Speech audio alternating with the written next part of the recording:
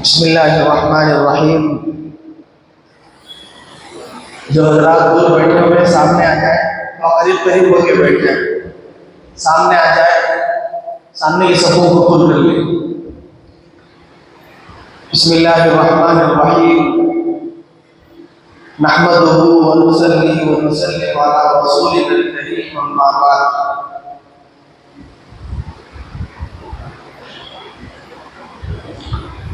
محترم دوستوں، بزرگوں اور نوجوانوں،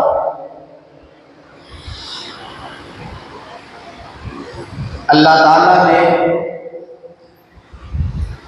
حضرت محمد صلی اللہ علیہ وسلم کو جس وقت میں نبی اور رسول بنا کر بھیجا تھا مکہ المکرمہ میں، جزیرہ عرب میں، تو وہاں پر جو لوگ رہتے تھے وہ جہالت کی وجہ سے اور بدعقیدگیوں کی وجہ سے طرح طرح کے رسومات میں، خرافات میں مبتلا تھے۔ زندہ اپنی بیٹیوں کو زندہ دفن کرتے تھے، درگور کر دیتے تھے، لڑکی کو اپنے لیے ذلت سمجھتے تھے، کمزوری سمجھتے تھے، اور قتل و قتال، خون کا بہانا، لڑنا، جنگیں کرنا ان کا مشغلہ تھا۔ اور اس وقت میں انسانیت کو غلام بنا کے رکھتے تھے۔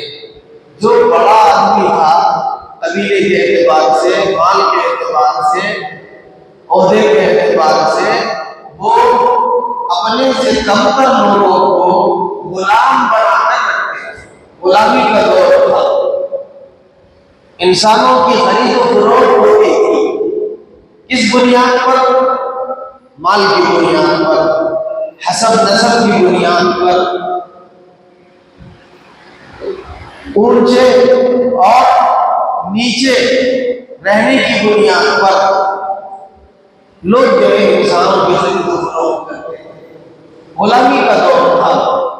حضور صلی اللہ علیہ وسلم نے ایسے دور میں نبی بن کر، رسول بن کر ان کی اصلاح فرمائی اور لوگوں کو غلامی کے دور سے دور کیا اور انسانوں کو آزادی دلائی۔ کوئی انسان بھی کسی کے ماتحت نہیں رہ سکتا، کوئی انسان بھی کسی کا غلام نہیں رہ سکتا۔ ساری انسانیت اللہ کی غلام ہے، اللہ کے بندے ہیں۔ یہ دور ختم کیا۔ آہستہ آہستہ صحابہ نے لوگوں کو پیسہ لگا کر آزاد کرایا۔ کتنے صحابہ ایسے ہیں جو کسی نہ کسی کے غلام تھے؟ حضرت بلال رضی اللہ تعالیٰ عنہ غلام تھے، حضرت ابوبکر صدیق رضی اللہ تعالیٰ عنہ نے ان کو خرید کر آزاد کرایا۔ کئی صحابہ کے بارے میں، حضرت عثمان رضی اللہ تعالیٰ عنہ کے بارے میں محدثین نے لکھا ہے کہ حضرت عثمان ہر جمعہ ایک غلام آزاد کرتے تھے۔ یعنی جو آدمی کسی کا غلام تھا، کسی کے انڈر میں تھا، کسی کے پاس قید و بند کی زندگی گزارتا تھا، حضرت عثمان اس کو خرید کر آزاد کر دیتے۔ کیوں؟ اس لیے کہ آزادی ایک بہت بڑی نعمت ہے، اور محمد صلی اللہ علیہ وسلم ساری انسانیت کو آزادی دلانے کے لیے پیدا ہوئے، انسانوں سے بھی آزادی دلانے کے لیے اور جہنم سے بھی آزادی دلانے کے لیے، اور اسی طرح غیر اللہ سے بھی آزادی دلانے کے لیے حضور صلی اللہ علیہ وسلم کی بعثت۔ اس لیے صحابہ نے پیسہ لگا کر جو لوگ غلام تھے ان کو خرید کے آزاد کیا۔ اور یہ مرد میں بھی تھے، عورتوں میں بھی۔ جیسے مرد بکتے تھے بازار میں، ایسے ہی عورتیں بھی فروخت ہوتی تھی۔ عورتوں کو دلایا جاتا تھا، مرد کو غلام کہا جاتا تھا، اور عورتوں کو باندیا کہا جاتا تھا۔ یہ لاتے تھے گھر میں اور اپنے گھروں میں لڑکیوں کو رکھ کر گھر کے کام کاج بھی کرتے تھے، اور جیسے بیوی کے ساتھ ازدواجی تعلقات ہوتے ہیں ان باندیوں کے ساتھ بھی بدنی رشتہ اور بشری تقاضوں کو پورا کیا جاتا تھا۔ یہ بہت بڑی زینت تھی، معاشرے پر ایک بہت بڑا داغ تھا، دھبا تھا۔ محمد رسول اللہ صلی اللہ علیہ وسلم نے اس کو ختم کیا اور پھر ایسا معاشرہ بنایا کہ کچھ مہینے پہلے تک، کچھ سال پہلے تک غلام اور آقا میں بہت بڑا فرق تھا۔ غلام اور آقا میں بہت بڑا گیپ تھا۔ کسی غلام کی یہ مجال نہیں تھی کہ وہ اپنے آقا کو آنکھ میں آنکھ ڈال کر دیکھ سکے، بات کر سکے، یہ ہمت ہی نہیں تھی۔ یہ کلچر، یہ معاشرہ بنا ہوا تھا، لیکن حضور صلی اللہ علیہ وسلم نے اس کو ختم کیا۔ اور کچھ دنوں کے بعد وہی لوگ جو اتنا گیان اپنے اندر رکھتے تھے، وہی لوگ مسجد نبوی میں آ کر ایک صف میں بیٹھ کر، ایک صف میں کھڑے ہو کر نماز پڑھتے، غلام بھی، آقا بھی، مالک بھی، نوکر بھی۔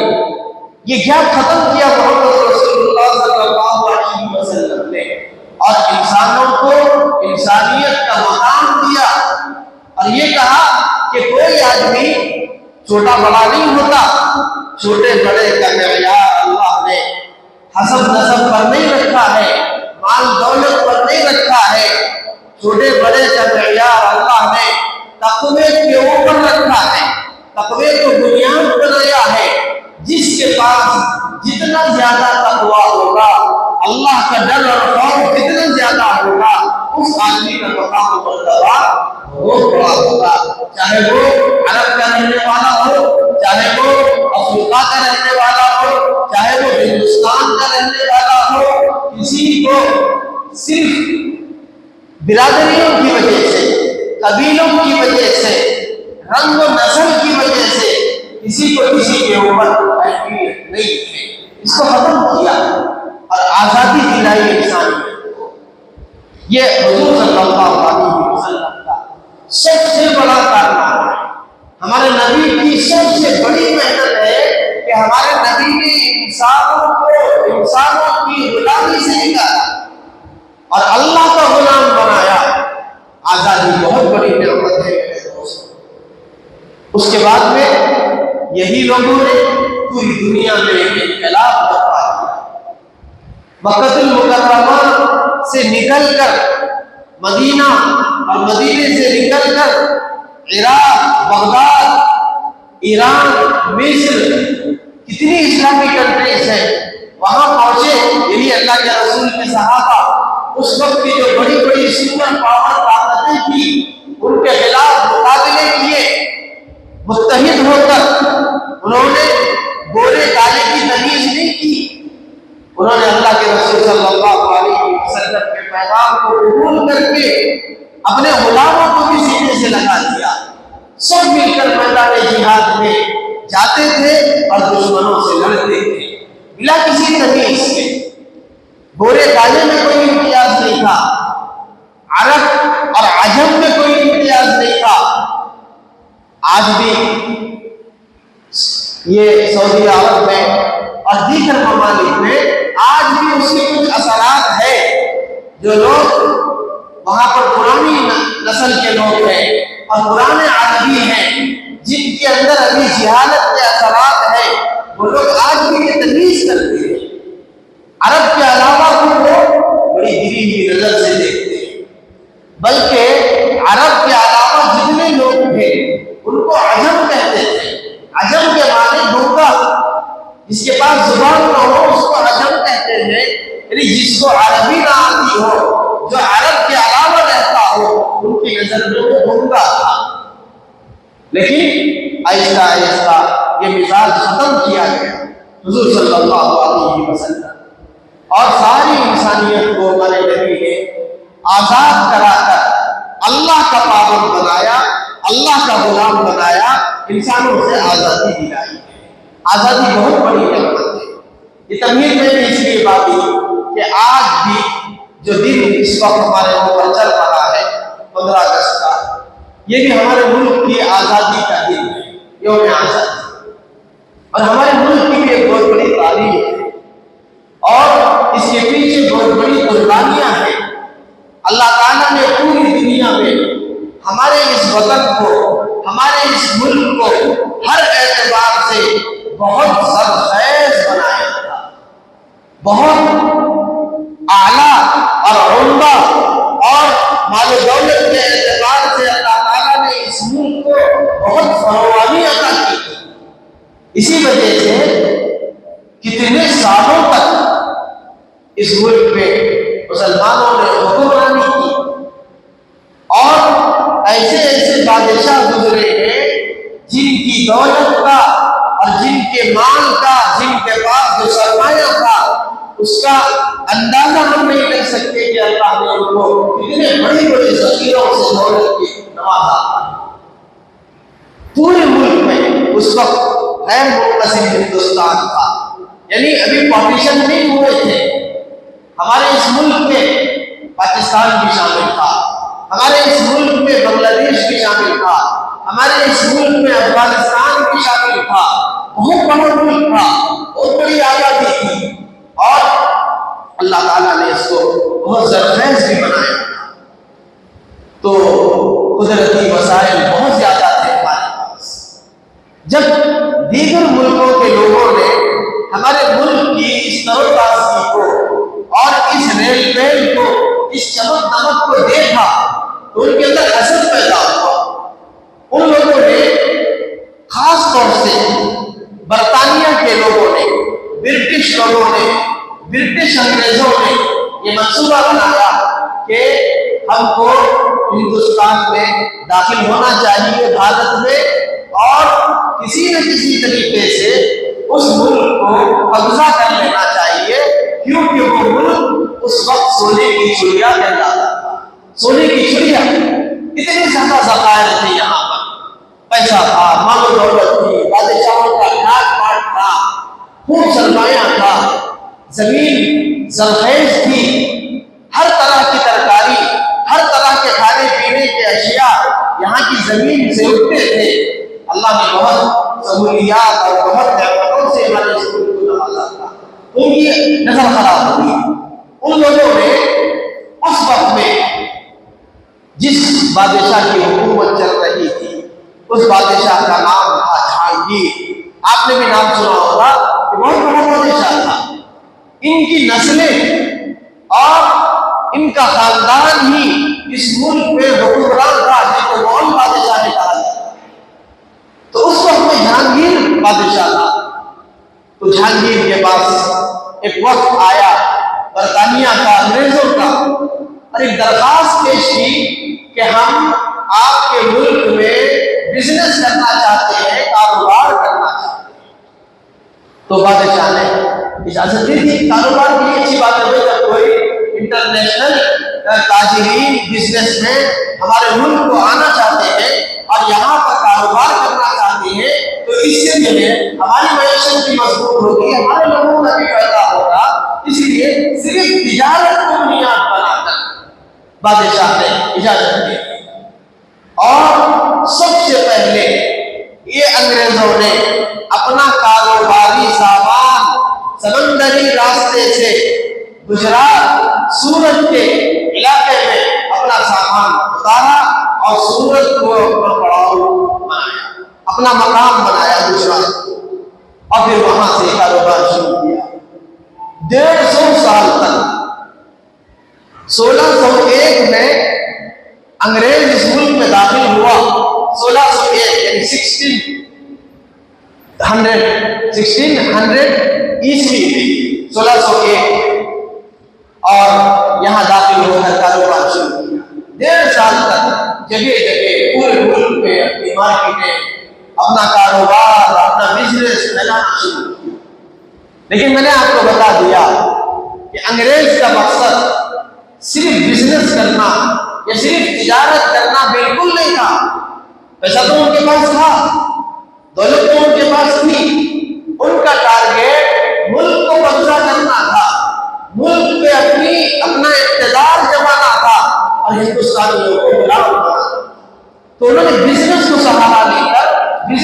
آڑ میں ملک میں داخل ہوئے اور اپنا پورا بزنس پھیلا دیا۔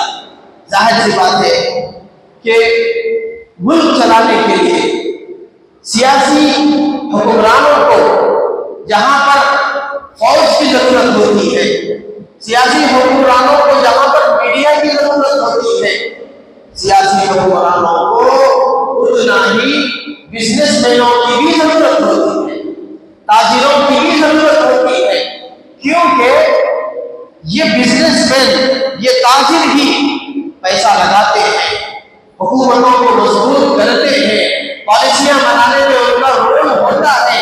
جیسا کہ اس وقت کی جو حکومت چل رہی ہے، آپ جانتے ہیں کہ یہ حکومت کا کتنا بڑا تعلق ہے بڑے بڑے بزنس مینوں سے۔ ہم سب جانتے ہیں، ہم دیکھ رہے ہیں اس کو کہ امبانی سے، اڈانی سے کتنے گہرے تعلقات ہیں۔ تو ملک چلانے کے لیے تاجروں کی ضرورت ہوتی ہے۔ تو اس وقت میں انگریزوں نے تجارت کو مضبوط کی، اپنا قبضہ جمانا شروع کیا اور مجبور کر دیا بادشاہوں کو کہ وہ ہر معاملے میں، ہر مشورے میں انگریزوں کو بھی بلائیں، انگریز تاجرین کو بھی بلا کر مشورہ کریں۔ اتنا مجبور کر دیا اور حالات کو اتنا سخت بنا دیا تھا اپنی چالاکی سے۔ 150 سال تک تجارت کرتے رہے۔ پھر اس کے بعد میں 1799 میں جب ٹیپو سلطان شہید رحمت اللہ علیہ کی شہادت ہوئی اور انہوں نے بہت کوشش کی تھی، انگریزوں کے اس مقصد کو سمجھ لیا تھا اور انگریزوں کے خلاف جنگیں شروع کی تھی، تو انگریز کو بھی اس ملک کے کنٹرول کرنے کے لیے اور اس ملک پر قبضہ جمانے کے لیے سب سے بڑی رکاوٹ، سب سے آخری رکاوٹ جو شخصیت تھی، وہ شخصیت تھی فتح علی خان شیر میسور ٹیپو سلطان شہید رحمت اللہ علیہ۔ تو انگریزوں نے چند لوگوں کو خرید کر، ان کے ساتھ رہنے والے چند فوجیوں کو خرید کر، انہی کے ذریعے سے ٹیپو سلطان شہید رحمت اللہ علیہ کو شہید کروایا، اپنوں کو غدار بنا کے، ان کے ساتھ رہنے والے لوگوں کو ان کا غدار بنا کے، ان کی تابعداریوں کو تبدیل کر کے، وفاداریوں کو تبدیل کر کے، اپنی سازشوں اور مکاریوں کے ذریعے سے ٹیپو سلطان کو شہید کر دیا، تنہ تنہا چھوڑ دیا۔ فوج نے جو فوج لے کے وہ لڑنے جا رہے تھے انگریزوں سے، فوج کی کچھ لوگ پھر گئے اور انہوں نے لڑنے سے انکار کر دیا، لیکن یہ مرد مجاہد تنہ تنہا نکل کر میدان کارزار میں مقابلہ کیا انگریزوں کا بڑی دلیری کے ساتھ، بہت پرانا انداز میں، لیکن موت مقدر تھی، شہید ہو گئے میدان میں، سری لنکا پٹنم کے میدان میں ٹیپو سلطان کو شہید کر دیا۔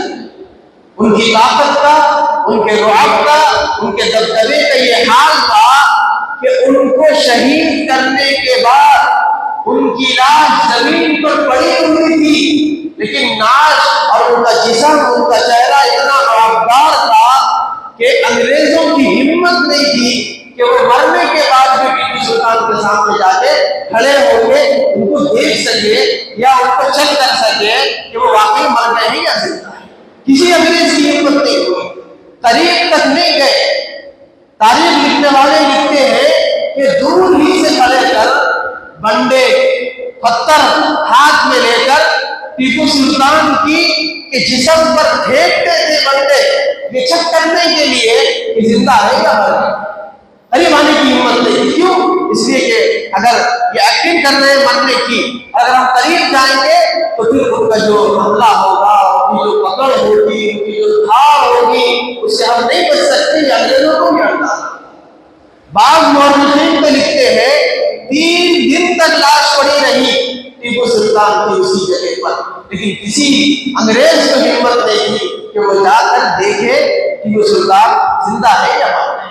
اللہ نے یہ دبدبا دیا، جب ڈکلیئر کر دیا گیا کہ وہ شہید ہو گئے، کنفرم ہو گیا، تو انگریزوں نے اس وقت میں یہ اعلان کیا تھا پورے ملک میں کہ ٹیپو سلطان مر گیا ہے، چلے گیا ہے، اب وہ ہماری رکاوٹ نہیں ہے، آج سے ہندوستان ہمارا ہے، اب کوئی طاقت انگریزوں کو ہندوستان پر قبضہ کرنے سے نہیں روک سکتی ہے۔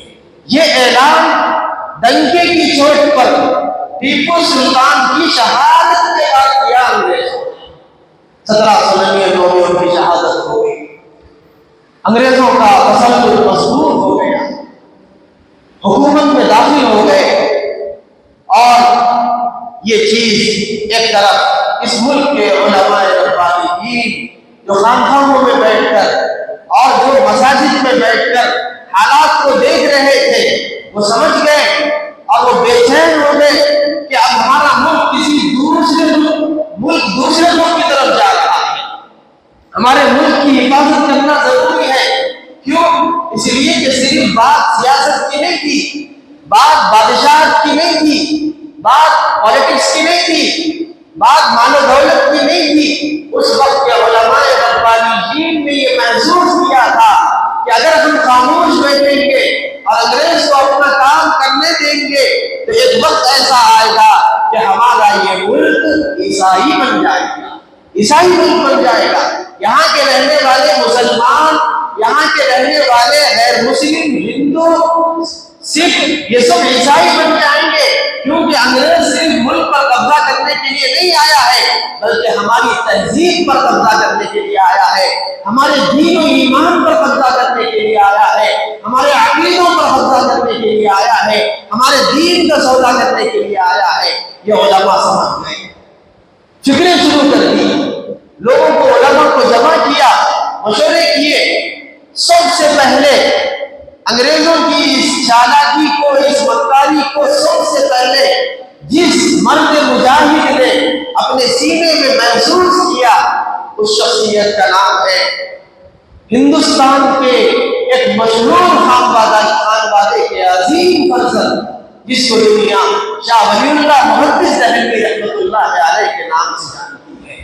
دہلی میں بیٹھے ایک عالم دین، خانقاہ چلانے والے ایک عالم ربانی، ایک صوفی شخصیت شاہ ولی اللہ کو جب یہ حالات کا پتہ چلا اور انہوں نے اپنی فراست سے اس ملک کے فیوچر کی اور مستقبل کی تصویر کو سامنے رکھا، تو وہ ہل گئے، تڑپ اٹھے اور اپنے شاگردوں کو اور اپنے علاقے کے علماء کو جمع کیا، میٹنگ کی اور اپنا درد بیان کیا کہ اب ہندوستان کے مسلمانوں کو اور ہندوستان کے علماء کو خاموشی کے ساتھ بیٹھنے کی اجازت نہیں ہے، انگریز آگے بڑھتا جا رہا ہے اور اپنے پنجے اس ملک میں مضبوط کرتا جا رہا ہے، اس کو روکنا ہوگا۔ کوشش کی، زیادہ دن تک وہ زندہ نہیں رہے۔ شاہ ولی اللہ محدث دہلوی رحمۃ اللہ علیہ فکریں پیدا کیے، اپنی فکر کو اپنے بعد والوں میں منتقل کیا، اپنی اولاد کو منتقل کیا اور پھر اس دنیا سے چلے گئے۔ اس کے بعد ان کے بیٹے حضرت شاہ عبدالعزیز محدث دہلوی رحمۃ اللہ علیہ نے فتویٰ دیا پورے ملک میں۔ کیا فتویٰ دیا؟ یہ فتویٰ دیا کہ اب ہندوستان جو ہے دارالحرم بن گیا ہے، اب یہاں پر مسلمانوں کو اپنی مذہبی آزادی کے ساتھ رہنے کی اجازت نہیں ہے، کیونکہ قانون بدل گیا ہے۔ مسلمان نماز کو پڑھ سکتا ہے، مسلمان مسجد کو بنا سکتا ہے، لیکن مسلمان اپنے مسلم پرست اللہ کے ساتھ اس ملک میں نہیں رہ سکتا، کیونکہ انگریز کا آرڈر تھا۔ عیسائیت کو، عیسائی قوانین کو، مذہب عیسائیت کو فروغ دینے کا اعلان کیا جا چکا تھا۔ اس وقت میں اس مرد مجاہد نے فتویٰ دیا انگریز کے خلاف سب سے پہلے، اور پھر پورے ہندوستان میں دھوم مچ گئی اس وقت میں۔ میرے دوستوں، وہ فتویٰ دینا بہت بڑا کام تھا۔ انگریز کے خلاف ایک فتویٰ دینا یہ کوئی معمولی اقدام نہیں تھا شاہ عبدالعزیز محدث دہلوی رحمۃ اللہ علیہ کا۔ انگریز اتنے مضبوط ہو چکے تھے، ان کا جاسوسی نظام اتنا مضبوط ہو چکا تھا کہ اس وقت میں گھر میں اکیلے کمرے میں بیٹھ کر بھی اگر کوئی انگریزوں کے خلاف کچھ بولتا تھا تو اس کی اطلاع انگریز کو ہو جاتی تھی اور وہ لوگ اریسٹ کر کے لے جا کے قید کر دیتے تھے۔ اتنا تسلط تھا۔ ایسے دور میں ایک مرد مجاہد کا میدان میں نکل کر जिहाद का फतवा देना, अंग्रेजों के खिलाफ फतवा देना, ये बहुत बड़े जिगर गुर्दे की बात थी। जो काम अल्लाह ने एक आलिम दीन से, सूफी से, बड़े अजीम बाप के अजीम बेटे से लिया, शाह अब्दुल अजीज मोहम्मद रहमतुल्लाह। जंगें शुरू हुई, लेकिन अफसोस ये है कि इस मुल्क की हिस्ट्री लिखने वाले, इस मुल्क की तारीख लिखने वाले जब जंग का तस्करा करते हैं तो 1857 की जंग आजादी से इस मुल्क का तस्करा करते हैं, जबकि तारीख ये है, हकीकत ये है कि 1857 की जंग आजादी तो बात की है, उससे पहले 200 साल पहले से उलमा ने, खानकाही लोगों ने, मुसलमानों ने और दुर्वेश लोगों ने अंग्रेजों के खिलाफ जंगें शुरू कर दी थी। इसको छुपाया जाता है। ये मुल्क खाली 100 साल की मेहनत से आजाद नहीं हुआ, ये मुल्क 300 साल, 350 साल की जद्दोजहद के बाद आजाद हुआ है। इसको आजाद कराने के लिए 350 साल का अरसा लगा, 350 साल। क्यों? इसलिए कि किसको भगाना था भाई? अंग्रेज को भगाना था, ब्रिटिश गवर्नमेंट को भगाना था, वो हुकूमत को भगाना था जिस हुकूमत के बारे में ये कहा जाता था कि अंग्रेज हुकूमत में, ब्रिटिश हुकूमत में कभी सूरज गुरूब नहीं होता, कभी सूरज, यानी इसका मतलब ये है कि अल्लाह ने इतनी बड़ी दौलत उन्हें दी थी, इतने मुल्कों में हुकूमत करने का मौका उन्हें दिया था दुनिया में कि किसी भी सल्तनत में, किसी भी मुल्क की सल्तनत में एक साथ सूरज गुरूब नहीं होता था। कहीं पर दिन था, कहीं दोपहर था, कहीं रात था। उनकी हुकूमत में रात नहीं हुई, सूरज गुरूब नहीं हुआ। किसी मुल्क में रात होती तो किसी मुल्क में जहां उनकी हुकूमत थी वहां दिन था, वहां दोपहर का वक्त था। तो इतनी बड़ी हुकूमत थी और इतनी बड़ी मुहिम हुकूमत थी अंग्रेजों की, तो ये कहा जाता था कि सूरज गुरूब नहीं होता था। ऐसे सुपर पावर ताकतों को मुल्क से बेदखल करने के लिए कोई 3 साल का अरसा नहीं लगा, 350 साल का अरसा लगा। उसके बाद ये मुल्क आजाद हुआ। 1857 से पहले कई जंगें हुई और शिकस्त हुई, मुसलमानों की शहादतें हुई, शिकस्त हुई। जो सबसे बड़ी जंग हुई वो 1857 में हुई। उसमें मुसलमान भी शरीक थे और उसमें गैर मुस्लिम भी शरीक थे, लेकिन एक बहुत बड़ी तादाद उस जंग में मुसलमानों की थी। बल्कि ये कहा जा सकता है कि 80% तादाद उस जंग में मुसलमानों की थी। और हजरत हाजी इमदादुल्लाह मुहाजिर मक्की रहमतुल्लाह अलैह की क़ियादत में 1857 में उलमा, मशाइखीन और इसी तरह मुसलमान, इसी तरह सिख और बिरादरान वतन ने मिलकर एक बहुत बड़ी जंग शामली के मैदान में लड़ी 1857 में। लेकिन उस जंग में भी मुसलमानों को और मुल्क को आजाद दिलाने वाले लोगों को शिकस्त का सामना करना पड़ा किसी वजह से। उसमें भी ऐसे ही हुआ, कुछ लोगों ने गद्दारी की, कुछ लोगों ने अपनी वफादारियां तब्दील कर दी और फिर इस जंग में शिकस्त का सामना करना पड़ा। और जब इस जंग में शिकस्त हुई तो 1857 के बाद अंग्रेजों का तसल्लुत, उनका इक़्तिदार, उनकी ताकत, उनकी गिरफ्त और मजबूत हो गई। आप हैरत करेंगे कि जैसे ही ये जंग खत्म हुई, अंग्रेजों ने उलमा को पकड़ पकड़ कर फांसी के फंदों पर लटकाना शुरू किया। ये बिल पास किया, ये आर्डर निकाला कि अब इस मुल्क में कोई भी आलिम जिंदा नहीं रहना चाहिए, क्योंकि अगर ये उलमा जिंदा रहेंगे 1857 की जंग आजादी फिर दोबारा हो सकती है और फिर इनके दिलों में और आम लोगों के दिलों में जिहाद का जज्बा पैदा हो सकता है। ये उलमा को खत्म कर दो। चुनांचे उलमा को शहीद करना, उलमा को कत्ल करना, उलमा को फांसी देने का सिलसिला शुरू हुआ। एक दो नहीं मेरे दोस्तों, हजारों की तादाद में उलमा को शहीद किया गया, उलमा को गिरफ्तार किया गया, बड़े बड़े उलमा। और जब उन्हें अंदाजा हो गया کہ بہت بڑی تعداد علماء کرام کی یا تو قتل ہو چکی ہے یا پھر ہماری گرفتاری میں ہماری جیل میں بند ہے، اب کوئی نہیں ہے باہر۔ تو اس وقت میں انگریزی حکومت کا جو وزیر تعلیم تھا لارڈ میکالے، اس نے یہ تحریک شروع کی کہ اب ہندوستان میں ہندوستانیوں کو، اس میں ہندو بھی تھے، مسلمان بھی تھے، سکھ بھی تھے، ہندوستانیوں کو اگرچہ کہ نسل کے اعتبار سے، زمین کے اعتبار سے ہندوستانی ہی رکھنا ہے، لیکن ذہن کے اعتبار سے، عقل کے اعتبار سے، تہذیب کے اعتبار سے ان کو انگریز بنانا ہے۔ اس کے لیے کیا کرنا پڑے گا؟ اس کے لیے اسکول قائم کرنا پڑے گا۔ جگہ جگہ اسکولوں کا جال بچھایا گیا اور اسکول قائم کیے گئے۔ کیوں؟ اس لیے کہ ہندوستانی بچوں کو اسکول میں شریک کرا کے ان کی ذہنی فکری تربیت کی جائے اور ان کو عیسائی بنایا جائے، تاکہ آگے چل کے یہ جو نسل ہے یہ نسل ہماری کنٹرول کرے۔ اس لیے اس حکومت نے اسکولوں کو قائم کیا۔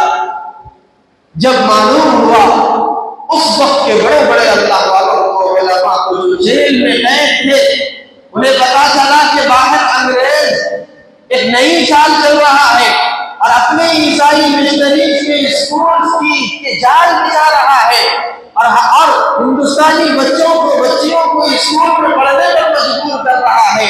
تو اس وقت کے علماء بے چین کسی طرح سے کوشش کر کے دباؤ ڈال کے باہر کچھ علماء نکلے، اور باہر نکل کر جب دیکھا کہ ہماری ملک عیسائیوں کے راستے پہ جا رہی ہے، ہماری نسل کا مستقبل غیر محفوظ ہے، تو اس وقت میں مشورہ کر کے یہ طے کیا کہ ہم بھی اس ملک میں مدرسوں کی بنیاد ڈالیں گے۔ اگر وہ اسکولوں کی بنیادیں ڈال رہے ہیں تو ہم مدرسوں کی بنیاد ڈالیں گے۔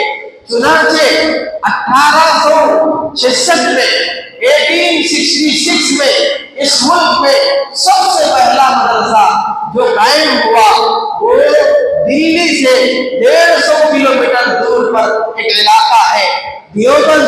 اس دیوبند کے علاقے میں ایک جھاڑ کے درخت کے نیچے ایک چبوترا تھا، اس چبوترے پر ایک مدرسے کی بنیاد ڈالی گئی جس کا نام آج دارالعلوم دیوبند ہے۔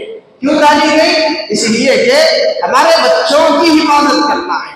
اب انگریزوں سے اس ملک کو آزاد کرانے کے لیے مجاہدین کو تیار کرنا ہے، اپنے نسلوں کی تہذیب کی حفاظت کرنا ہے، ان کے ایمان کی حفاظت کرنا ہے۔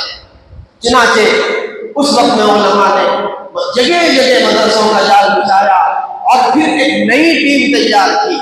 جو علماء 1857 میں شہید ہو چکے تھے ان کا بدل پیدا کرنے کے لیے، ان کا نائب پیدا کرنے کے لیے مدرسے کھول کر اس میں علماء کو بلا کر ان کی ذہنی تربیت کی گئی، فکری تربیت کی گئی ہے۔ اور اسی درمیان میں حضرت شیخ الہند رحمۃ اللہ علیہ جو ہندوستان کے بہت بڑے عالم دین تھے، انہوں نے ایک تحریک شروع کی جس کو تحریک ریشمی رومال کہا جاتا ہے۔ وہ تحریک یہ تھی کہ انہوں نے ترکی حکومت سے اور کسی اور ملک کی حکومت سے انہوں نے یہ معاہدہ کیا کہ آپ لوگ ہماری مدد کیجیے، ہم انگریزوں کو اس ملک سے باہر نکالنا چاہتے ہیں، آپ ہماری مدد کیجیے۔ وہ لوگ تیار ہوئے، ہندوستانیوں کی مدد کرنے کے لیے پلان بنایا گیا، اور حضرت شیخ الہند رحمۃ اللہ علیہ اس ملک میں رہ کر، اس وقت میں نہ فون کا زمانہ تھا، نہ میسج کا زمانہ تھا، نہ انٹرنیٹ کا زمانہ تھا، ان کو خطوط بھیجے، ان کو پورا پلان بھیجا کہ آپ کو اس ملک میں کس کس راستے سے آنا چاہیے، کہاں کہاں پڑاؤ ڈالنا چاہیے، کدھر لڑائی ہوگی، کدھر جو ہے جنگ ہوگی، یہ سارا پلان اور یہ سارا نظام شیخ الہند رحمۃ اللہ علیہ نے رومال پر، کپڑے پر لکھ کر بھیجا، کیونکہ اس زمانے میں جاسوسی نظام بھی بڑا خطرناک تھا۔ کامیاب طریقے سے یہ خطوط پہنچتے گئے، لیکن پھر اپنوں کی غداری کی وجہ سے، اپنوں کی وفاداری تبدیل ہونے کی وجہ سے کسی نے جاسوسی کر دی کہ اس ملک کے علماء اور مولویاں بیٹھ کر بڑی بڑی حکومتوں سے خط و کتابت کر رہے ہیں اور آپ کو پتہ بھی نہیں چل رہا ہے۔ کیسے کر رہے ہیں؟ کپڑوں پر لکھ کر، رومالوں پر لکھ کر، جو کپڑا مارکیٹ میں آ رہا ہے اس میں رکھ کر بھیج رہے ہیں۔ تحقیق کی تو پتا چلا کہ واقعی یہ بات سچ ہے۔ حضرت شیخ الہند محمود حسن صاحب کا پلان کامیاب ہونے کے قریب تھا اور یہ ملک بغیر جنگ کے آزاد ہو سکتا تھا، لیکن اپنوں نے غداری کی، جس کی وجہ سے انگریزوں کو پتا چل گیا اور انگریز نے خوفی چوکنا ہو کر حضرت شیخ الہند رحمۃ اللہ علیہ کو لے جا کر مالٹا کی جیل میں، کالا پانی کی جیل میں قید کر دیا، ان کو بند کر دیا 3 سال تک۔ پھر وہ تحریک ختم ہو گئی۔ اس کے بعد پھر 57 سے لے کے 1857 سے لے کے 1947 تک تقریباً 90 سال محنت کر کے، اس وقت کے بڑے بڑے علماء کوشش کر کے برادران وطن کو لے کر ایک کامیاب تحریک شروع کی۔ جب پورا نظام بن گیا، سٹپ بن گیا، تو اب یہ جو نام ہم سنتے ہیں مہاتما گاندھی کا، جواہر لال نہرو کا، یہ سب نام میرے دوستوں بعد میں ہے۔ یہ لوگ بعد میں ملے، بعد میں آ کے ملے ہیں۔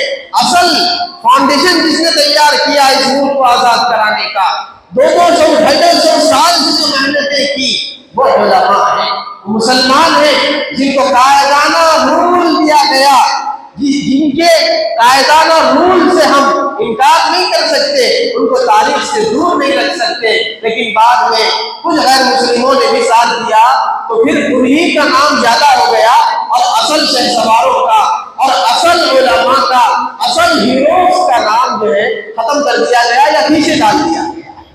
ایک بڑی کوشش کے بعد پھر 1947 میں ہمارا یہ ملک آزاد ہوا۔ ابھی بھی آزاد نہیں ہوا تھا، کچھ آزادی اور باقی تھی 1947 میں۔ یہ طے ہوا تھا کہ ملک تو آزاد ہو جائے گا، حکومت بھی تمہاری ہوگی، لیکن بادشاہی فرمان ہمارا رہے گا۔ جیسے اس وقت میں برٹش میں ہے کہ وہاں انتخابات بھی ہوتے ہیں، وہاں الیکشن بھی ہوتا ہے، وزیر اعظم بھی بنتا ہے، لیکن ملکہ کوئنز بھی وہاں پر رہتی ہے، کچھ اصول ضوابط ان کے بھی عمل کرنے ہوتے ہیں۔ بالکل اسی طرح 1947 کی آزادی کے بعد بھی یہی طے ہوا تھا، لیکن اس وقت کے علماء نے اور اس وقت کے بڑے بڑے دور اندیش مجاہدین نے ایسی ناقص آزادی کی مخالفت کی۔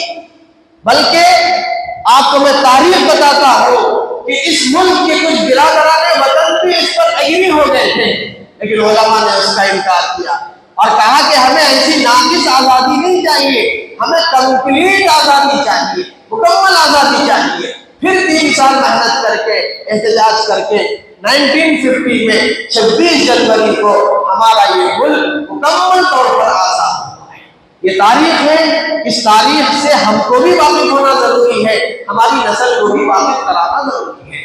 اسکولوں میں، کالجوں میں تاریخ کو چھپایا جا رہا ہے، ہمارے بچوں کے سامنے کچھ مخصوص نام لائے جا رہے ہیں، یہی فریڈم فائٹر ہے، یہی آزادی کے ہیروز ہیں، ہماری نسل کو بھی نہیں معلوم ہے، جبکہ 90% کام آزادی میں مسلمانوں نے کیا ہے۔ جیسے اس کو آپ مثال سے سمجھ سکتے کہ جو لوگ گھر سے جنازہ لے کر نکلے تھے ان کی تو کوئی تعریف نہیں ہو رہی ہے، اور جو محلے میں مل گئے، جنازے میں شامل ہو گئے، قبرستان تک چلے گئے، ان کی واہ واہ ہو رہی ہے۔ ارے بھائی، جس نے تیار کیا، جس نے تجہیز کی، جس نے تکفین کی، جس نے جنازہ تیار کیا، جس نے گھر سے اٹھایا، جو مسجد لے کے آ رہا ہے، جو شروع سے ساتھ میں ہے، اس کی کوئی تعریف نہیں، اس کے کام کا کوئی تذکرہ نہیں، اور جو محلے میں راستے میں مل کے جنازہ اٹھانے کے لیے ان کا تذکرہ کیا جا رہا ہے۔ بالکل اسی طرح جنہوں نے فاؤنڈیشن رکھا، جو اصل اس کے محرک ہیں، ان کو ایک مخصوص پلاننگ کے تحت ان کو چھپایا جا رہا ہے، ان کی تاریخ کو، اور پھر دوسروں کی تاریخ کو آگے بڑھایا جا رہا ہے۔ ضرورت اس بات کی ہے کہ ہم اپنی نسلوں میں ہمارے اس ملک کی تاریخ سے اپنی نسلوں کو واقف کرائیں اور صحیح معنوں میں ہمارے ملک سے محبت اور عقیدت پیدا کریں۔ یہی 15 اگست کا پیغام ہے، یہی یوم آزادی کا پیغام ہے۔ اللہ تعالی ہم سب کو عمل کرنے کی توفیق نصیب فرمائے۔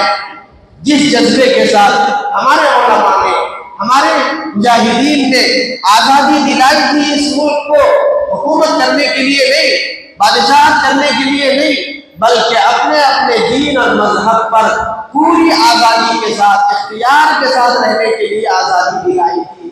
آج وہ آزادی آہستہ آہستہ ختم ہو رہی ہے، آہستہ آہستہ ہمارے ملک کا ماحول پھر ایک مرتبہ ثابت کی طرح بنتا جا رہا ہے۔ ہم سب کو چوکنا رہنے کی ضرورت ہے، بلکہ اس ملک کے علماء ربانیین کہہ رہے ہیں کہ اب مسلمانوں کو پھر ایک مرتبہ اس ملک کو آزاد کرانے کی ضرورت ہے۔ اس وقت میں باہر کے دشمنوں سے اس ملک کو آزاد کرایا تھا، اب ماحول ایسا بنایا جا رہا ہے کہ ضرورت پڑے گی تو اب پھر دوبارہ مسلمان اس ملک کو اپنوں سے، اپنے دشمنوں سے، اپنے سفوں میں چھپے ہوئے دشمنوں سے آزاد کرانے کے لیے ہم کو تیار رکھنا پڑے گا۔ اللہ تعالیٰ ہم سب کو عمل کی توفیق نصیب فرمائے۔ باقی دعوانا الحمدللہ۔